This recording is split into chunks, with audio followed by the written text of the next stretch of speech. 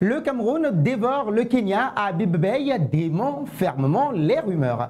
Bonsoir à tous et merci de nous suivre sur Afrique-Sport pour l'essentiel de l'actualité sportive de ce vendredi 11 octobre 2024. Nous l'ouvrons avec Ilyes Ben Seguir, adoubé par un certain Lionel Andrés Messi. La Pulga, l'octuple Ballon d'Or, a choisi symboliquement les 10 joueurs qui l'accompagneront dans sa prochaine campagne annuelle Messi plus 10, laquelle mettra en avant sa nouvelle paire de crampons spéciaux confectionné par une marque de chaussures de audace, les Messi Triunfo Estelar. Il s'agit de 10 jeunes talents au potentiel important. Ilyes Ben Seguir, 19 ans depuis le 16 février dernier, fait lui aussi partie des 10 sélectionnés, non pas par hasard, mais par grandeur, comme souligné justement par la marque en légende de la vidéo de l'octuple Ballon d'Or, publiée jeudi soir sur ses réseaux sociaux. Preuve de l'estime portée par celui qui est considéré à bien des égards comme le plus grand joueur de l'histoire. Pur produit de l'AS Monaco, Ilyes Ben Seguir affiche déjà au compteur 46 matchs pro pour 8 buts et 7 passes décisives. Cette saison, le natif de Saint-Tropez a déjà inscrit 2 buts et autant de passes décisives en cette apparition en Ligue 1 française, égalant son total du dernier exercice signé en 13 matchs. Absent de la précédente trêve internationale, le formidable droitier devrait fêter sa 5e cape avec l'équipe du Maroc à l'occasion de la prochaine double confrontation avec la Centrafrique dans le cadre des 3e et 4e journées des éliminatoires de la Coupe d'Afrique des Nations Maroc 2025. Nous filons en Algérie avec Saïd Benrahma.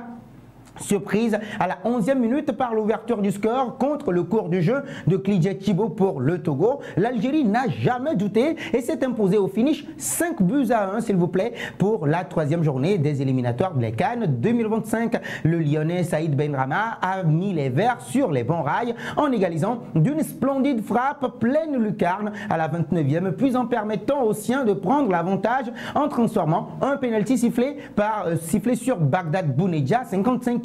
Juste avant l'exécution de la sentence, l'ancien Hammer s'était vu négocier le coup de pied arrêté par Houssem Aouar après se l'être vu confié par le tireur attitré, le capitaine Riyad Mahrez.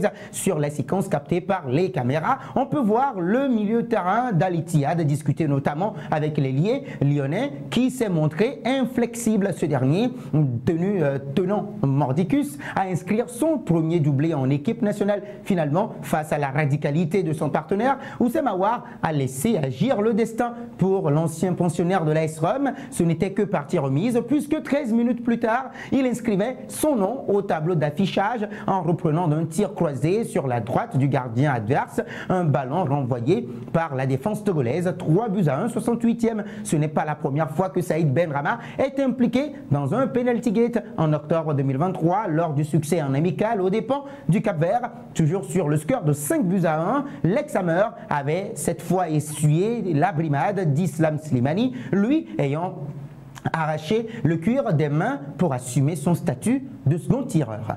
Toujours dans le cadre de ses qualifications à la Coupe d'Afrique des Nations 2025, retenez que Madagascar a été repris à la 97e minute au coude à coude. Madagascar et la Gambie s'affrontaient ce vendredi, un but partout au stade Larbi Zaouli de Casablanca au Maroc dans le cadre de la 3e journée des qualifications. Ce match laissera un goût amer aux Malgaches qui ont pris les devants juste avant la mi-temps sur une puissante demi-volée de Clément Couturier qui fêtait de fort belle manière son retour de suspension 1 but à 0, 45e plus 2.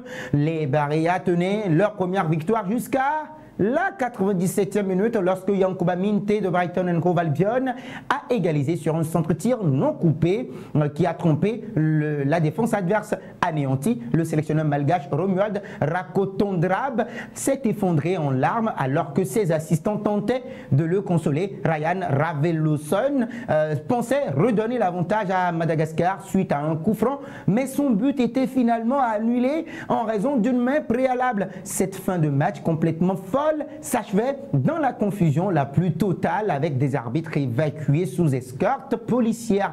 Personne n'avance au classement dans ce groupe puisque Les deux équipes reviennent à la hauteur des Comores, deuxième avant de défier le leader tunisien dans la soirée. La suite de ce JT Foot, les amis, avec Habib Beye. Ce vendredi, l'équipe, le journal sportif français, révélait un peu plus tôt que l'ex-international sénégalais aux 44 sélections de 2001 à 2008 aurait décliné une approche de la Fédération sénégalaise de football FSF au motif qu'il caresserait d'autres ambitions pour sa carrière dans les médias. Contacté par le journaliste Yoram Mangara pour Afrique Foot, l'ancien joueur de l'Olympique de Marseille a démenti cette information. En d'autres termes, l'homme de 46 ans figure toujours parmi les options pour s'installer sur le banc du Sénégal, alors que la FSF donne sa priorité à un entraîneur national. En attendant, c'est l'intérimaire Pape Thiaw qui dirige les huitièmes de finalistes de la dernière Coupe d'Afrique des Nations à l'occasion des 3e et 4e journées des éliminatoires de l'édition 2025. Nous terminons au Cameroun. Eh bien oui, les Lions indomptables ont brillé ce vendredi à la 3e journée des éliminatoires de la CAN 2025 en dominant le Kenya au stade Amadou Ahidjo de Yaoundé. Les Lions indomptables ont fait la différence justement grâce à leurs attaquants, mais surtout et surtout grâce à l'ailier Christian Bassogog. Oui, les amis, présents dans tous les bons coups et ne sont plus qu'à une victoire de la qualification. Il faudra attendre la prochaine confrontation lundi prochain à Kampala en Ouganda pour espérer peut-être voir les Harambee Stars battre pour la première fois de leur histoire les Lions indomptables qui les ont balayés du revers de la main 5 buts à 1. La joie des Camerounais se transformait momentanément en grosse inquiétude après un choc à la tête. Christopher Wu projeté directement au sol dans la surface kenyane à la suite d'un duel aérien avec Silver. Oui, vraisemblablement touché à la tempe, le défenseur central du Stade Rennais sortait sur civière pour ensuite être transporté par ambulance à l'hôpital. Dans la foulée, il se faisait remplacer par Jean-Charles Castelletto, lequel rejouait ainsi avec les Lions indomptables pour la première fois depuis la CAN 2025. Autre point noir côté Lions indomptables, la sortie sur civière de Carlos Baleba, remplacé à la 65e minute par Martin Dizier.